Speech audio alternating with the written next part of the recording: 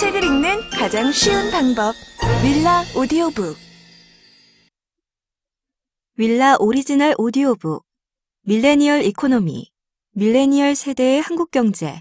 무엇이 달라지고 어떻게 돌파할 것인가. 지은이 홍춘옥, 박종훈. 출판사 인플루엔셜. 낭독 김세란, 이경준, 이유태. 제작 윌라 오디오북. 프로젝트를 시작하며 밀레니얼에 의한 밀레니얼의 경제 패러다임이 온다. 한국 경제는 최근 대외적 환경의 급변뿐만 아니라 대내적 체질의 다채로운 변화를 겪고 있다.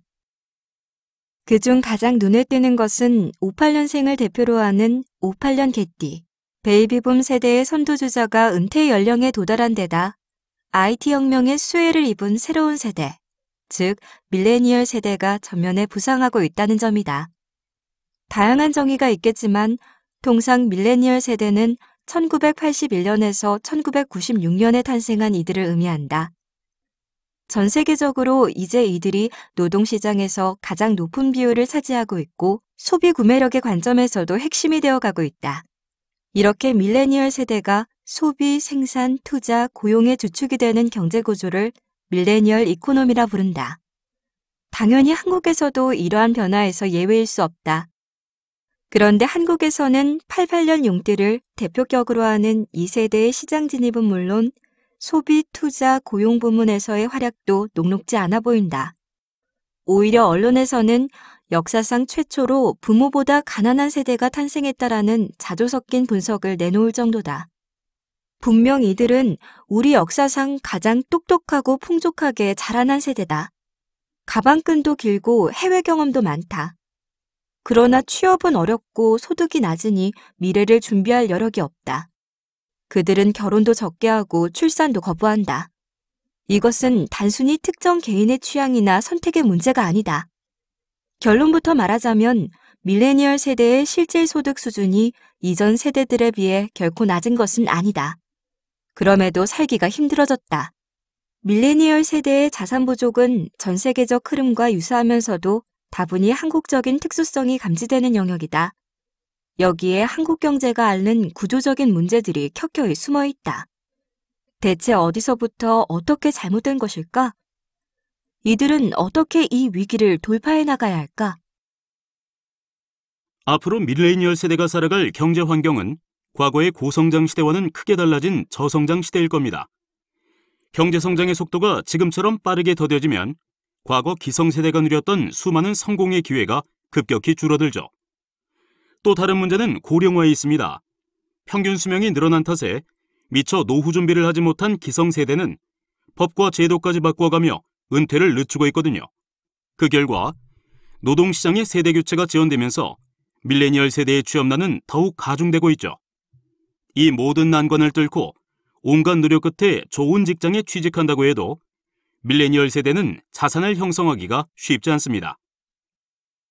이미 앞선 세대가 부동산 등 각종 자산 가격을 끌어올려 놓은 바람에 아예 자산 시장에 진입하는 것조차 쉽지 않기 때문이죠.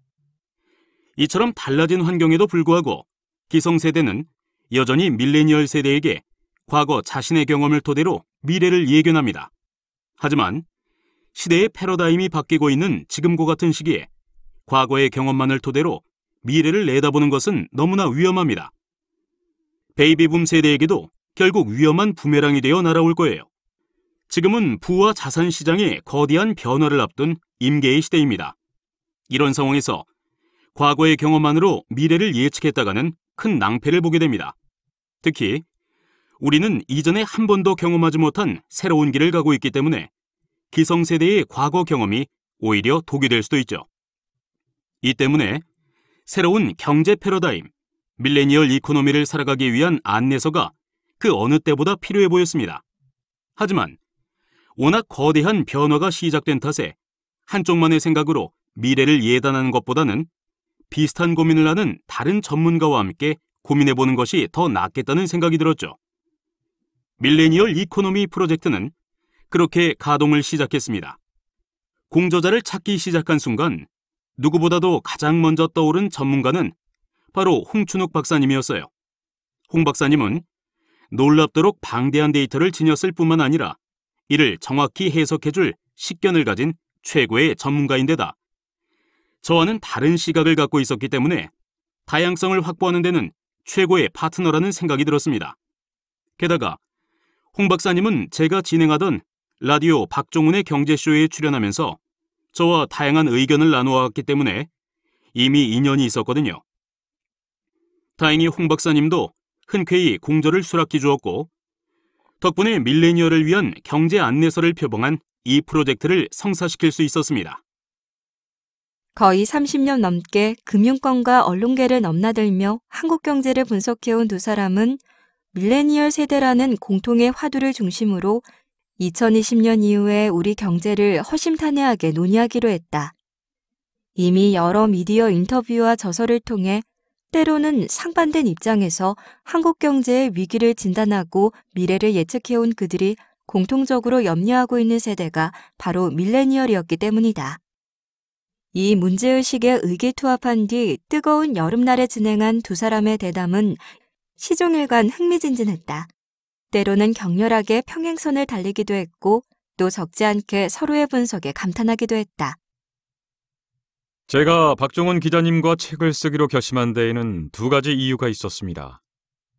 첫째, 박 기자님은 합리적인 근거를 제시하는 저널리스트이자 이코노미스트로서 종종 제가 놓치거나 간과한 부분을 날카롭게 파고들며 토론하는 즐거움에 빠지게 해준 카운터 파트너였습니다.